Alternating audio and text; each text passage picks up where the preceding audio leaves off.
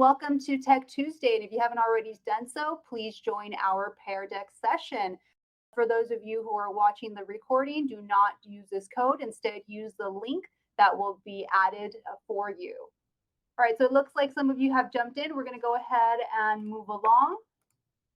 If you still need to sign in, know that the code is displayed here in the corner for you. Today, we're going to focus on building community and engaging students with Pear Deck. So we're going along with Pear Timber, and that is our focus for this month. Here's our agenda for our Quick Tech Tuesday. We're going to go over 3 different strategies that you can use to build community and engage students. You've probably heard of some of them, this or that, would you rather, bob or flop. And then we're going to go over some ideas and resources that you can use to implement these in your classroom. Before we jump in, what do you know about Pear Deck? Just go ahead and type your response in that little box that you see on the right-hand side. No wrong answers here.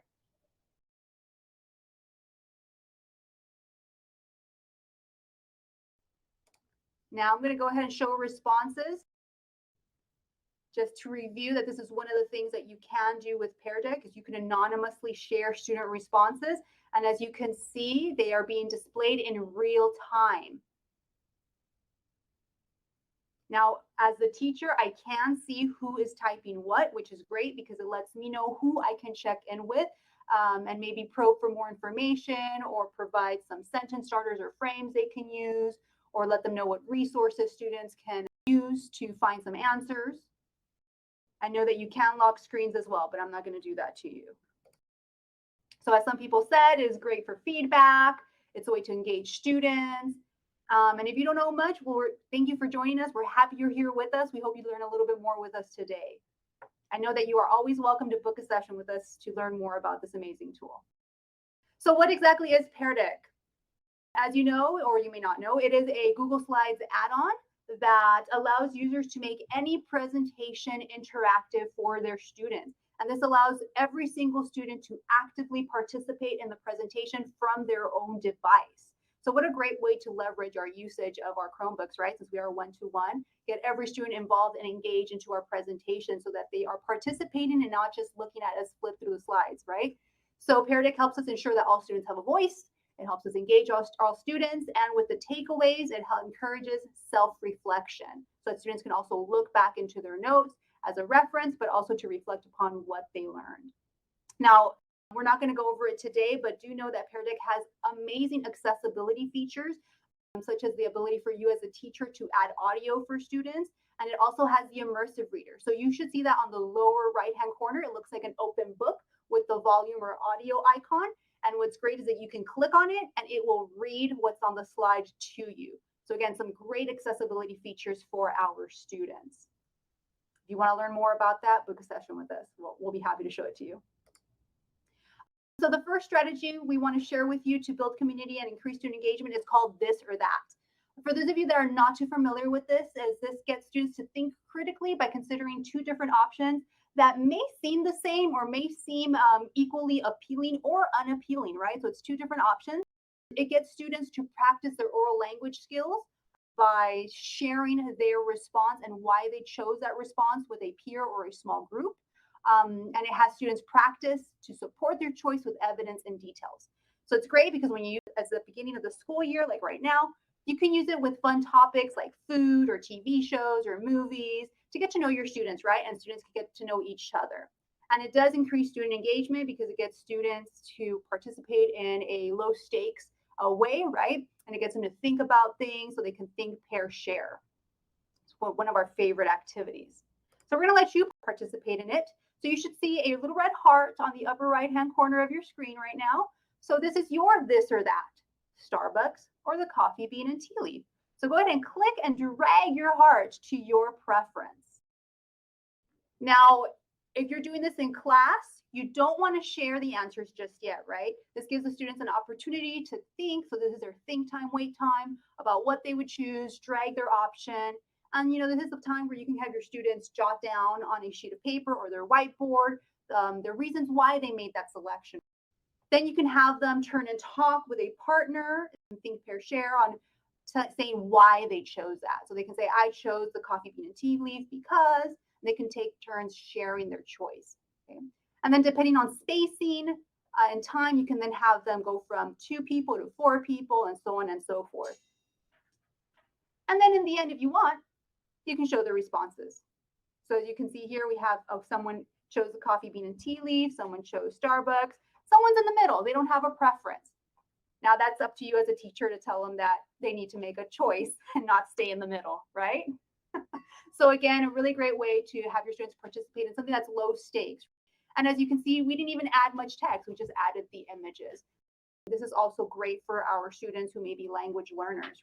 Add pictures with text for them, or even our younger learners as well.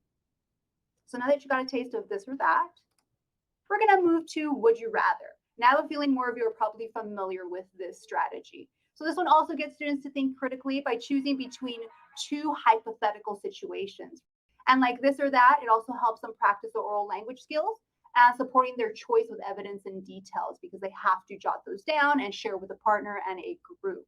And again, it also lets you get to know your students, and it helps them get to know each other and their choices. And it definitely increases student engagement because, again, you're kind of scaffolding, if you will. They're choosing, jotting down, sharing, maybe giving more ideas from their peers, adding to what they put on their list, and so on and so forth. So here's your chance to participate in Would You Rather. So you should have a little car, and I'm going to call it the DeLorean, on the upper right-hand corner. And make a choice. Would you rather travel to the past to meet your ancestors or travel to the future to meet your great-great-grandchildren? So as you can see, these are 2 different hypotheticals, and you have to make a choice.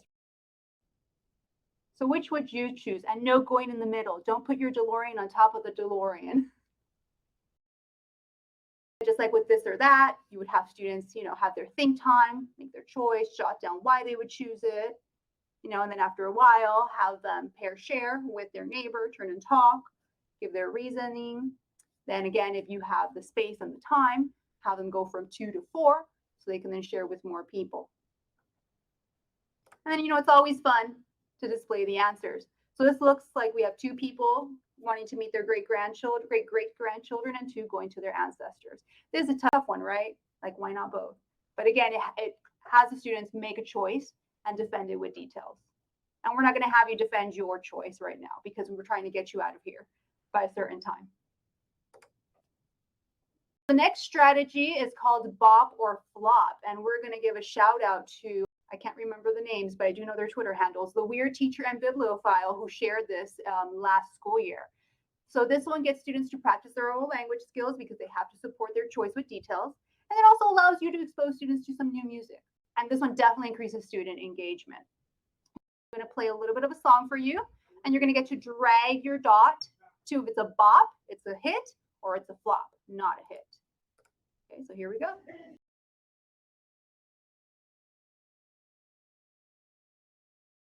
This is where you move into having them jot down why they thought it was a bop or a flop and have them share out loud. You could have them follow the steps like with this or that and Would You Rather, where they share with the partner and then with the group, or just have them share out loud. And you'll be surprised how into it the students will get with this one. They get really passionate with this.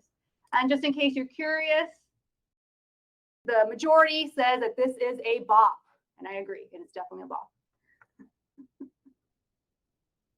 And this one is great for like brain breaks. Here you should be able to see the templates. These activities are quick and flexible ways to get your students to know each other, right? And for you to get to know them. They are completely editable. The ones that are there, you can use them as is, or you can adapt them and then add them into your existing lessons. For example, this is what it looks like to you. So you can scroll through the templates. Now, do know that we did grab the icebreaker templates from Pear Deck, and then we just modified this. So they had Would You Rather. So they had a few choices here already built. And as you can see with the little gray bar down here, it is ready to be used. You can just copy this as is by I zoomed in, my apologies, by right-clicking, copying it, and then pasting it to your other slide, or you can build a new one. And as you can see here, we added some instructions for you here. So then there are also some for this or that you can use or build, and bop or flop. So that's the template we use for today. But another option is this one where you can insert the video here. And in this one, they'll have the multiple choice on the side instead of the draggable. So let's say I want to do a this or that. I am copying this. I'm going to go to this one here, and let's say I want to insert it to the very front. I'm going to edit and paste. I don't need to link it. As you can see, the interactivity is already there with the gray bar. So let me just insert a few images.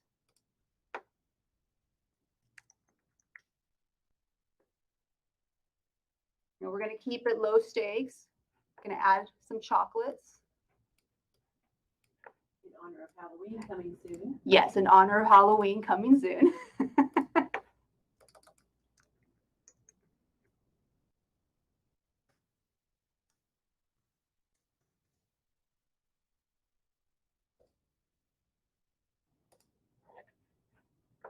As you can see, not too difficult to add those images. We just went insert, image, search the web, type what we wanted, clicked on the image and inserted it. So if you want to add text, you can click the little text box and click here. I'm going to add some sentence frames because that is totally something you could do.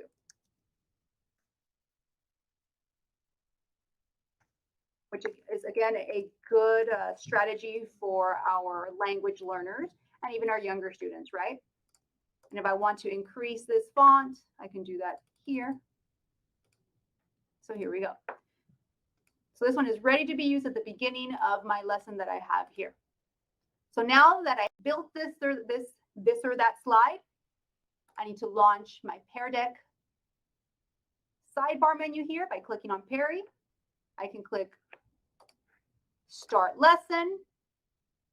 I'm going to go Instructor Paste. And Perry is working the magic to making sure everything is interactive and ready to go. So here's the teacher dashboard, which I would not show. I would slide that over to the side. And since my students are using their Chromebooks, I can just click here to give students a link or invite the class this way.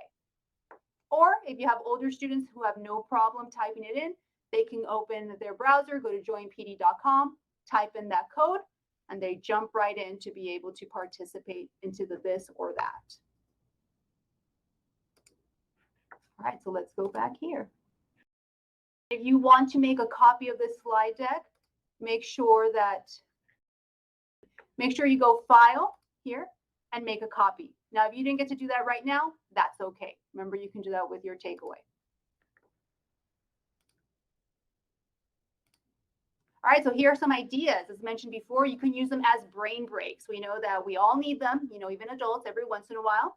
Maybe you can use them as a lesson hook before you start a lesson.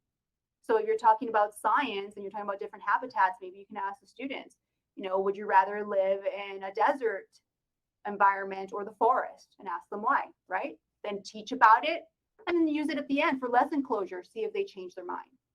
You can always connect it to the curriculum, whether you're doing something with literature, science, history, or math. You can give them a simple word, or not a simple, but a word problem with math, like would you rather have 5 nickels or 2 dimes, and get them thinking critically. As you can go on throughout the year and using these strategies, get your students to create some prompts. Let them submit them to you. So that way you can also see what they like, right? For Bop or Flop, you can have students suggest songs for you. Just remember to preview it before sharing with the class. Make sure it's a clean version of the song. And as your students start voting for the bops, you can even create a class playlist for the year to play in the background as they work of all of the bops. And as I shared when building that, this or that slide, you can definitely add some sentence frames or sentence starters when you are building these as well for your students. Now, you cannot click on these, but you will be able to when you get your takeaway.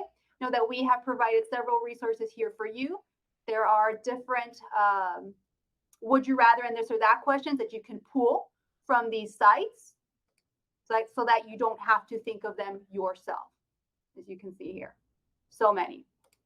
And there's even would you rather math prompts that we have included for you, which is great because it's also by grade level. So you can click on your grade level and scroll through to see which one you want to use with your students. And lastly, we've of course included some Pear Deck resources, our help deck with how-to videos, the Pear Deck knowledge base, which has a lot of FAQs, and the Pear Deck YouTube channel for your reference. So as we wrap it up, which strategy do you see yourself using with your students? So to recap, we did this or that, would you rather, and bop or flop. Just type your quick response on the side. I mean, we're really hoping you're excited to use them all. Maybe you can use one tomorrow. See the timer feature. I did turn on the timer.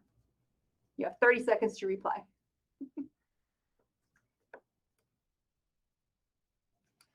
And the reason we provided you with 3 different ones is so that you can change it up, because we know you definitely, want to change it up every so often. You don't want to use the same strategy all the time. Mix it up for yourself and for your students. I see 3:30 here. So that wraps it up for our Tech Tuesday in 20. Here's our information. If you have questions, feel free to email us. You can visit our website. You can visit us on the socials, or you can book us on our Calendly. And again, credit to the Pear Deck team who created the initial template that we modified, and those teachers from Twitter for sharing Bop or Flop. So thank y'all for being here. If you have any questions, drop them in the chat or unmute. As soon as we end this session, you will get a takeaway with all of the links.